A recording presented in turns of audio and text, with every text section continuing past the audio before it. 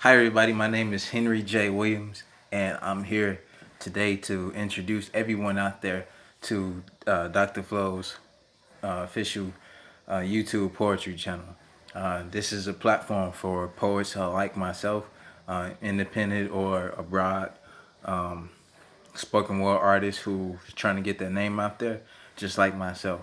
Um, I'm not, you know, I'm not a multi-millionaire, so I'm just trying to I'm trying to connect and get the word out there and do something positive and get back to our community. Uh, and I believe this is one of the best platforms in doing that. So, without further ado, I would like to also tell you a little about why I do spoken word. One, because I have a love for poetry. I have a passion for it. It's a burning passion. I've been in love with poetry and spoken word since I was a little kid. Um, one of my first books was by Shel Silverstein. It was called The Giving Tree. For those of you out there who in English teachers in the literacy game, y'all you know who Shel Silverstein is. Then, later on it was other poets like Maya Angelou, uh, Robert Frost, Langston Hughes, so many other poets to name. I can't even name them all right now, but I began reading like other people's literature, Nikki Giovanni, Charles Hemingway, even Shakespeare, um, and to find my own niche, to find my own voice. And for a while, I struggled to find my own voice. I struggled to um, find my own writing style, whatever, because I was trying to write like Nikki, I was trying to write like Langston, I was trying to write like Maya, but it wasn't. I wasn't feeling it. You know what I'm saying? It was me, but I wasn't feeling it. I was trying to write like them.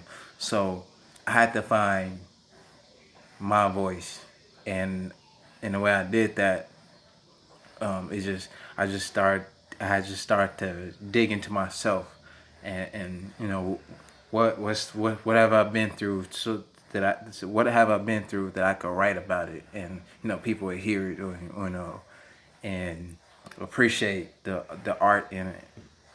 So I'm not here to try to make a lot of money.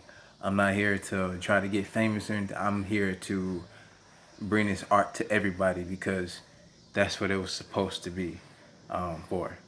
When you think about spoken word and the history of it, you know, we can start all the way back from the creation of the world. Uh, it says in the book of Genesis, if if you're biblical or spiritual or whatnot, no big deal if you're not. But in Genesis, it says that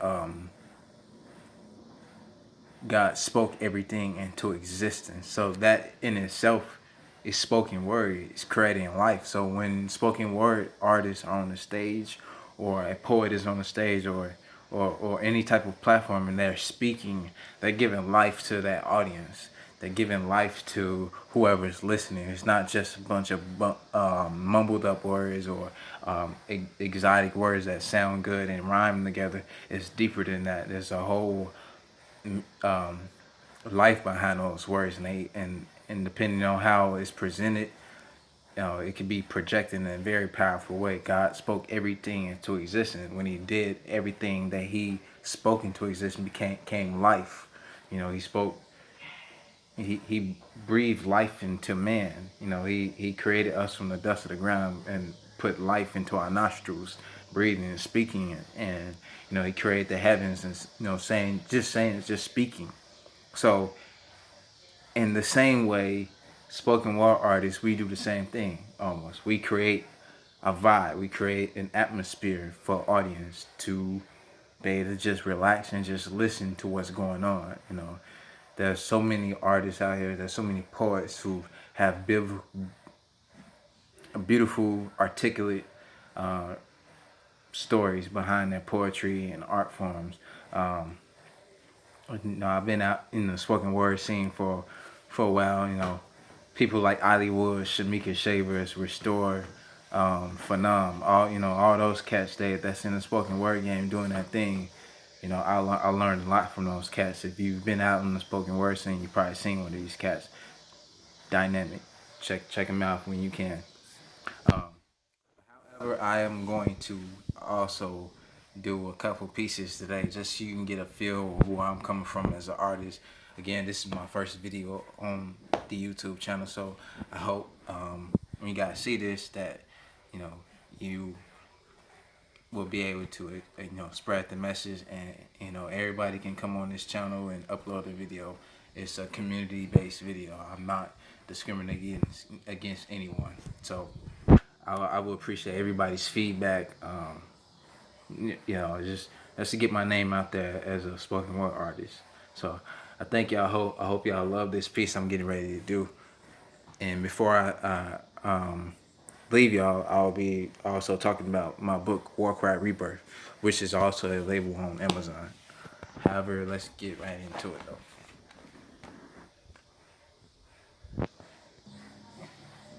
So the poem I'm gonna do first that I wrote, it's also inside my book as well. It's called Definition of Man.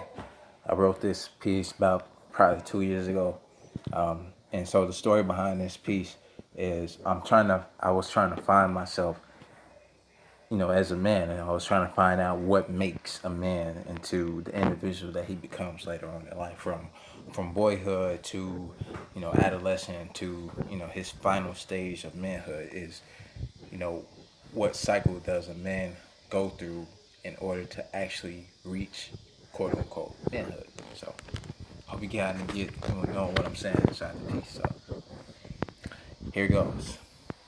Definition of man. Do the hair follicles on my face make me a man? Is it the tendons that stretch in the fiber of my body? Does the pleasure of sex shake my masculinity? Tell me the definition of manhood. Tell me the definition of manhood. Is it the bass that arises out of my voice? Who defines manhood? What defines manhood? Some have it misunderstood.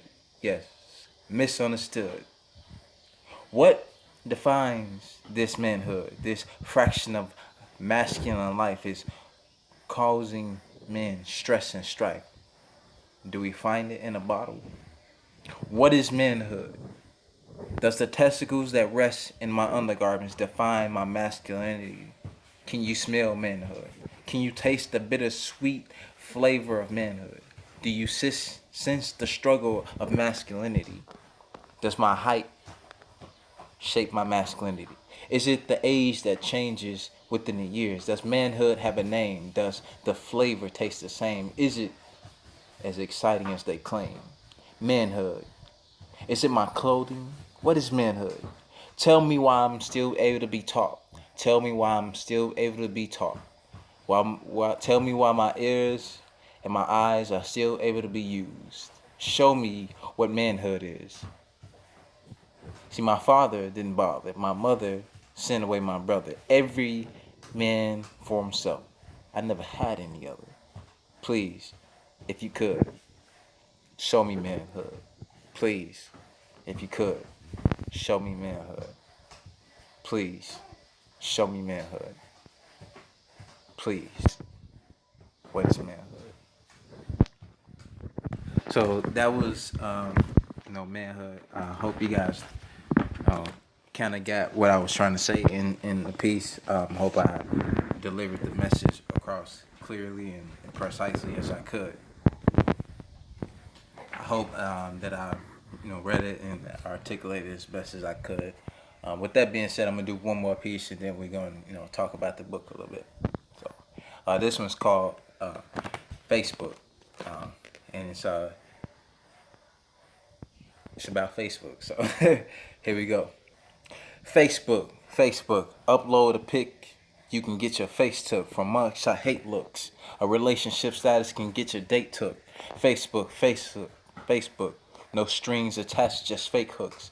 Facebook. How does hate look? Blue collar, white collar, uniform or true crooks. Pose with a pistol. Is this how hate look? Facebook.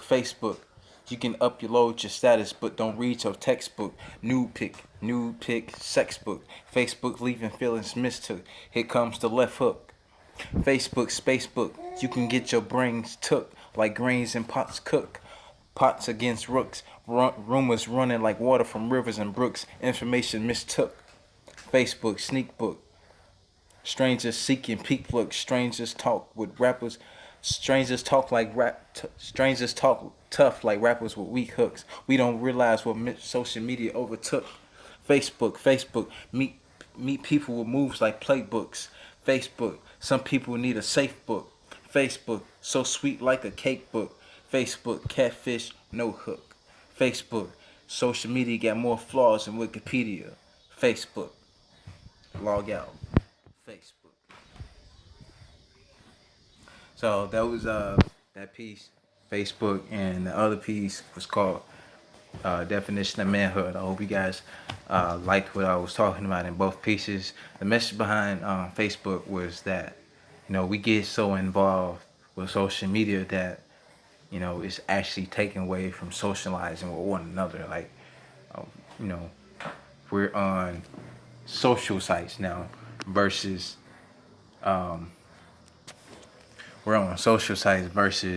actually talking to each other in person.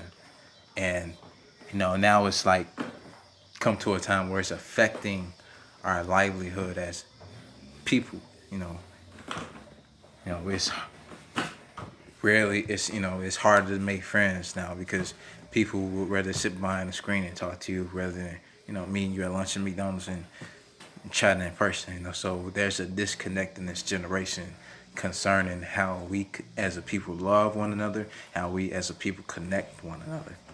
So with that being said, I'm talk to you a little bit about War Cry Rebirth. It's a collection of poetry that I've written myself. I put together a lot of different poems concerning things that I've gone through as a child growing up, things that I've seen in my neighborhood in Chicago that it's affecting community, affecting individuals like myself. And I did it in a poetic way. Compose these poems and place them inside this book, and I have made them available for purchase on Amazon.com. $5. You can't beat that. You can't beat that. $5 only on Amazon. Or you can go online to www.createspace.com. You can also purchase the book there. And if you go on Amazon, you can make it accessible to your Kindle device, your iPad, or whatever device you have is accessible for that as well. Only $5. You can't beat that nowhere else. I made it an affordable price so people can actually afford something. I'm not trying to rip people off their money. I would really like people, buy the book, tell me how you like it. It's cool. Tell me what you didn't like about it. Tell me what I can improve on. Constructive criticism, it's a must in this industry.